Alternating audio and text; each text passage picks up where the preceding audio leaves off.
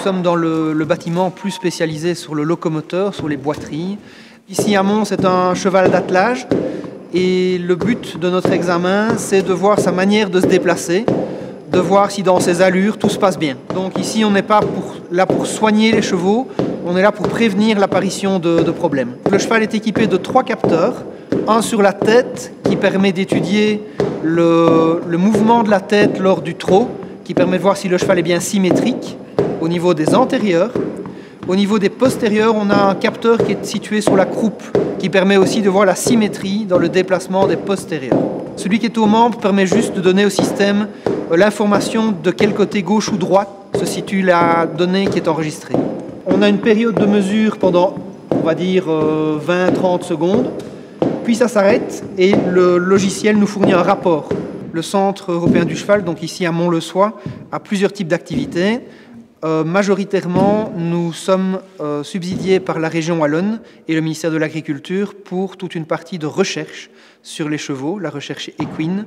Nous avons aussi dans nos missions un cadre autour de la filière équine avec un encadrement des éleveurs pour essayer de trouver des solutions aux différents problèmes qu'ils se posent, une mission de veille économique sur la filière équine, un aspect d'encadrement des jeunes chevaux de sport élevés en Wallonie, un aspect formation. Donc tout ça, ce sont des missions qui nous sont confiées par la région wallonne. À côté de ça, on a d'autres activités qui sont propres au site et qui font vivre le site et qui permettent de l'entretenir.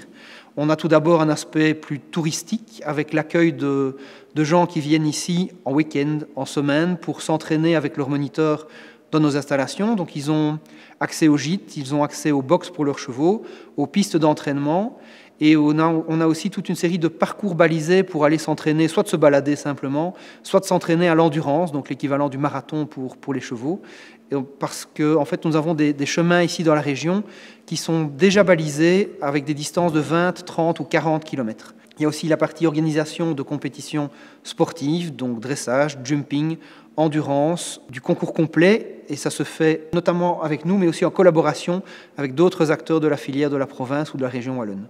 Mais nous avons d'autres infrastructures, à part les infrastructures locomoteurs ici, touristiques d'autre part, mais une des premières que je vous propose de visiter, c'est la salle de récolte des étalons, donc la partie reproduction équine.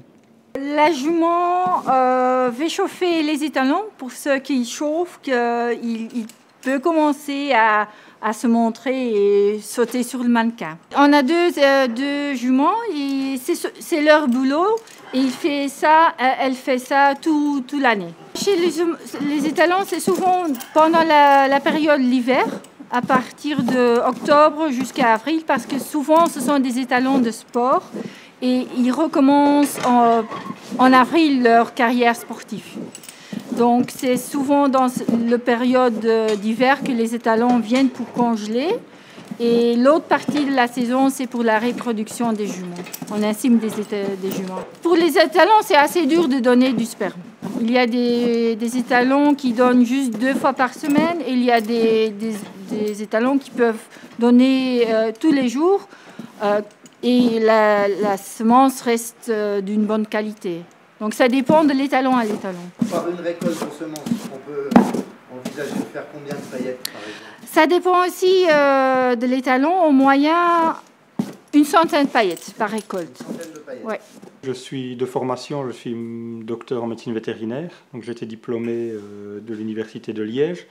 Et donc ici, je suis plutôt chargé de la partie reproduction équine, donc principalement ici dans notre labo, de la congélation de la semence équine. Tout d'abord, on va analyser cette semence, donc on va étudier plusieurs paramètres comme le volume, la concentration, du coup ce qui nous donnera un nombre total de spermatozoïdes. Et ensuite, on va vraiment regarder au microscope la qualité de la semence, donc la mobilité totale, c'est-à-dire le pourcentage de spermatozoïdes qui bougent. Et surtout, un critère encore plus important de fertilité qui est la mobilité progressive, donc c'est le pourcentage de spermatozoïdes qui vont bouger en ligne droite, donc qui est vraiment corrélé à la fertilité.